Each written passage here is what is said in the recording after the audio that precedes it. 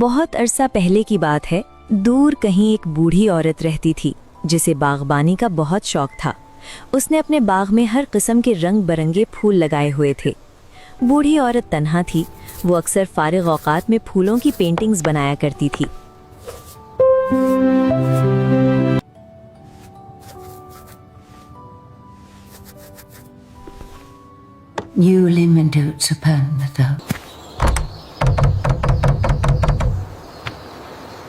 एक दिन बूढ़ी औरत के दरवाजे पर एक बिल्कुल अनजान औरत ने दस्तक दी। मैं प्यासी हूँ, क्या पीने को पानी मिल जाएगा? जी, अंदर आ जाएं।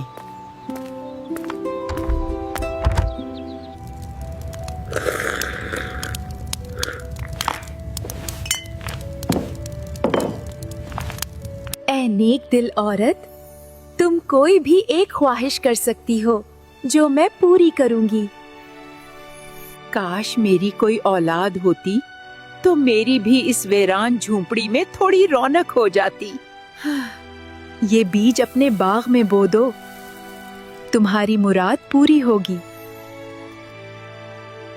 ये औरत असल में एक परी थी जो एक आम इंसान के रूप में थी। वो बूढ़ी औरत को कुछ जादुई बीज देकर वहां से चली गई।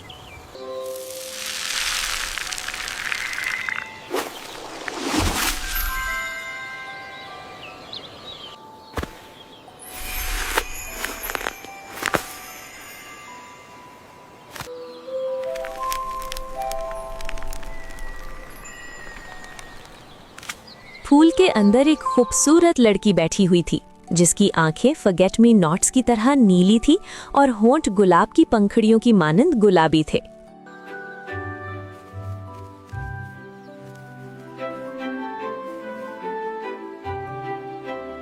क्योंकि तुम मेरे अंगूठे जितनी हो, इसलिए मैं तुम्हारा नाम रखूंगी थम्बलीना। और इस तरह बूढ़ी औरत की तन्हाई बिल्कुल खत्म हो गई क्योंकि उसके पास अब थम्बलीना थी। बूढ़ी औरत ने बड़ी एहतियात से एक अखरोट के खोल को चमकाया। फिर उसने इसके अंदर नीले बनफशी के पत्ते रखे जो उस बिस्तर के लिए एक नर्म गद्दे का काम देते थे। इसके बाद उसने ऊपर एक गुलाब की पत्ती रख दी जो कि रज़ाई बन गई और इस तरह थम्बलीना का एक आरामदेह बिस्तर तैयार हो गया। बूढ़ी औरत गुले लाला की पंखुड़ियों से छोटी कश्तियां बनाती थी जिसमें थम्बलीना खुशी खुशी सवारी करती थी। बुढ़िया की तन्हाई अब खत्म हो गई थी।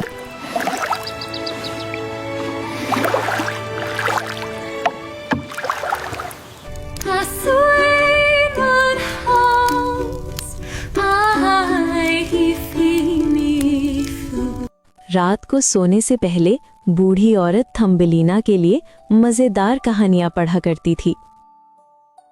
एक रात जब थम्बलीना आराम से अपने बिस्तर में सो रही थी तो एक मेंढकी ने खिड़की से अंदर झांका।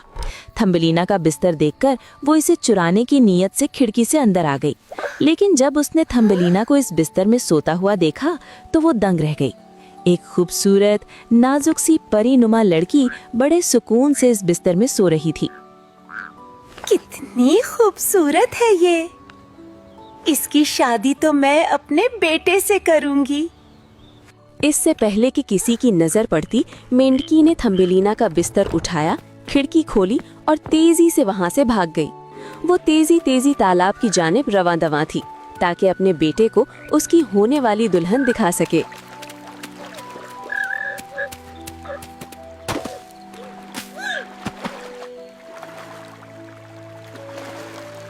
सुबह होने तक मेंढकी तालाब पर अपने बेटे के पास पहुंच गई। माँ, मुझे ये लड़की पसंद है, मैं इससे शादी करूंगा। हम इसे नदी में मौजूद वाटर लिली के पत्तों में से एक पर रख देंगे जहाँ से ये भाग ना सकेगी। इतने में हम जल्दी करेंगे और दलदल के नीचे वो शाही कमरा तैयार करेंगे जिसमें तुम शादी के बाद रहोगे। मेंढकी ने बड़े एहतियात से थम्बलीना के बिस्तर को तालाब से घिरे वाटर लिली के पत्ते पर रख दिया ताकि थम्बलीना वहां से भाग ना सके और खुद माँ बेटा जल्दी जल्दी वहां से भाग निकले ताकि रात तक घर का इंतजाम करके थम्बलीना को साथ ले जा सके।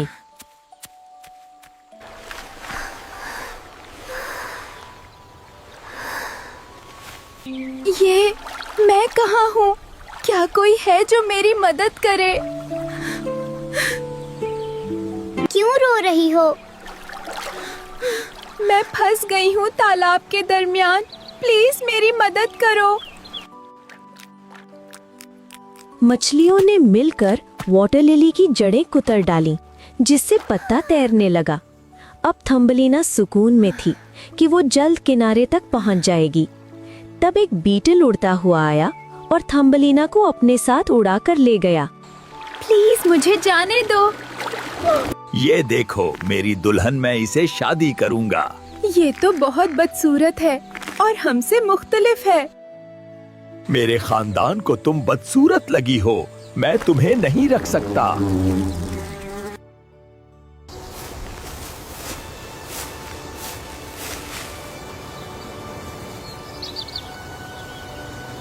ये मैं कहाँ फंस गई हूँ? मुझे तो घर का रास्ता भी नहीं मालूम है।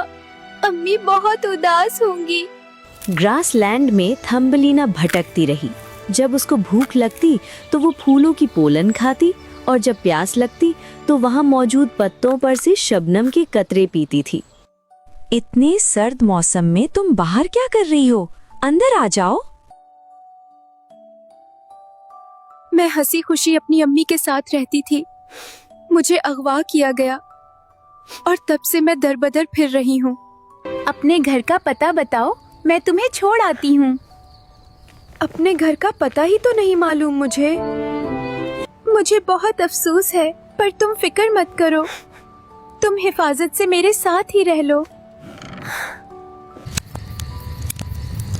एक दिन मिसेस माउस का एक मेहमान उससे मिलने के लिए आया।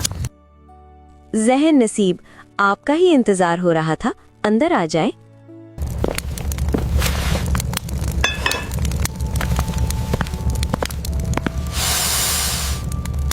ये खूबसूरत लड़की कौन है? ये बेचारी बेयारो मददगार फिर रही थी। मैंने अपने घर में पनाह दे दी। अब ये यहीं रहेगी। क्यों ना तुम उसको मुझसे शादी के लिए मनाओ। तुम भी कब तक इसको रखोगी? नहीं, मुझे कोई मसला नहीं है इसको साथ रखने में। और अगर इस काम के लिए मैं तुम्हें बहुत सा पैसा दूं तो? मैं सोचूंगी इस बारे में। मिस्टर मोल बहुत अमीर हैं। मैंने तुम्हारी उनसे बात पक्की कर दी है, पर वो मुझे पसंद नहीं है।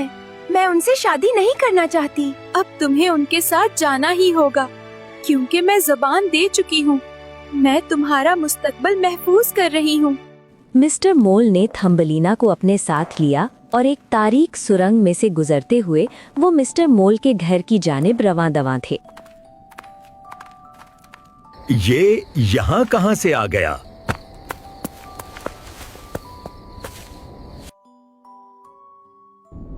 मेरे दोस्त, तुम परेशान ना हो।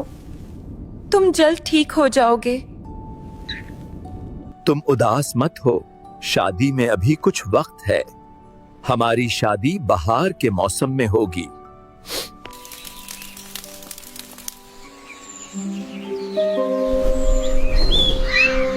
मिस्टर मोल, आज मेरा दिल थोड़ा उदास है। मैं शादी की तकरीब से पहले एक दफा खुली हवा देखना चाहती हूँ। मैं एक दफा फिर धूप देख सकती हूँ। मुझे नहीं शादी करनी उस बदसूरत बूढ़े मोल से। इसी असना में वही अबाबील जिसकी थम्बलीना ने मदद की थी, उड़ता हुआ वहां आया। अब वो जसामत में भी काफी बड़ा हो चुका था। उसने थम्बलीना को अपने पीठ पर बिठाया और वहां से उड़ान भर ली। कुछ सफर तय करने के बाद वो फूलों की सल्तनत पहुंच गए, जहां अबाबील ने थम्बलीना को एक फूल पर उतार दिया। फूलों की सल्तनत में खुश आमदीद। मैं यहाँ का शहजादा हूँ। क्या तुम मुझसे शादी करोगी? थम्बलीना की शादी एक परी शहजादे से हो गई और इस तरह वो भी एक परी शहजादी बन गई।